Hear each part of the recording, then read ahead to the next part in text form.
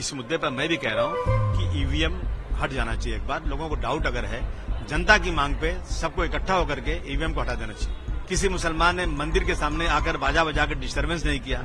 मुसलमान तो मंदिर के सामने जाकर ठंडा पानी पिलाना चाहता है। महाराष्ट्र के विधानसभा चुनाव के बाद अब महाविकास अघाड़ी में टूट की शुरुआत हो चुकी है। शिवसेना यूबीटी के एमएलसी मिलिंद नार्वेकर की पोस्ट पर सियासी बवाल मच गया है। बाबरी विध्वंस को लेकर किए गए पोस्ट के बाद समाजवादी पार्टी भड़क गई है।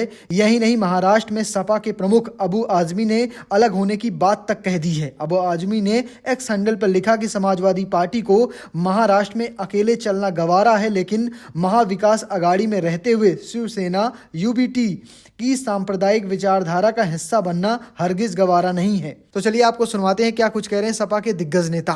शपथ विधि को लेके सवाल उठाए जा रहे हैं। जो अपोजिशन के एमएलए हैं वो कह रहे हैं कि हम शपथ नहीं लेंगे, ईवीएम के मुद्दे पे शपथ नहीं लेंगे। आपने शपथ ली, क्या करें? नहीं, देखिए, जो अपोजिशन के लोग हैं, हमसे कोई बात नहीं हुई, इलेक्शन में कोई कोऑर्डिनेशन नहीं किया, टिकट बंटवारे में कोई बताया नहीं, तो फिर हमारा क्या लेना देना उनसे।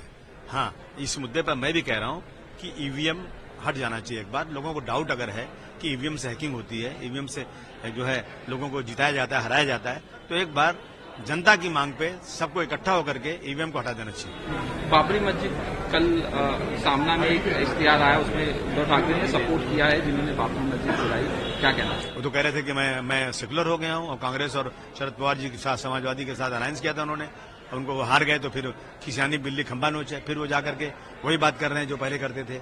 मैं समझता हूं कि फिर ये महाविकास अघाड़ी जो है वो चल नहीं पाएगी अगर ऐसा होगा तो।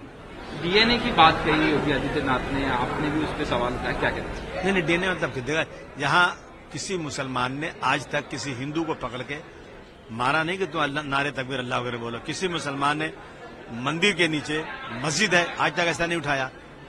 किसी मुसलमान ने मंदिर के सामने आकर बाजा बजाकर डिस्टर्बेंस नहीं किया। मुसलमान तो मंदिर के सामने जाकर ठंडा पानी पिलाना चाहता है, और आप ही सब कर रहे हो और आप कह रहे हो कि डीएनए जो बांग्लादेश में अगर हो रहा है तो यहाँ तो उससे ज्यादा हो रहा है। तो डीएनए आपका उनका एक है, हमारा डीएनए कैसे एक हो सकता है? जैसे अजित पवार ने शपथ ली, उनकी जो प्रॉपर्टी अटैच थी इनकम टैक्स में वो रिलीज कर दी गई, क्या कहना? मुबारक हो, सत्ता पक्ष को मुबारक हो, क्या कह सकता हूँ?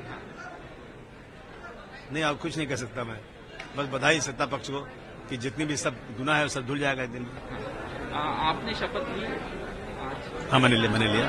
क्या कहना चाहेंगे बाकी लोगों से जो नहीं ले रहे? नहीं ले रहे, ठीक है, उनकी डिमांड अगर है तो उनकी डिमांड साथ मैं भी हूँ, शपथ तो मैंने लिया है, लेकिन ईवीएम हटना चाहिए, ये मैं भी कह रहा हूँ। फिलहाल आप कैसे देखते हैं पूरी खबर को? कमेंट बॉक्स में रोताना और पेज को फॉलो करना, चैनल को सब्सक्राइब करना बिल्कुल भूलिएगा। धन्यवाद।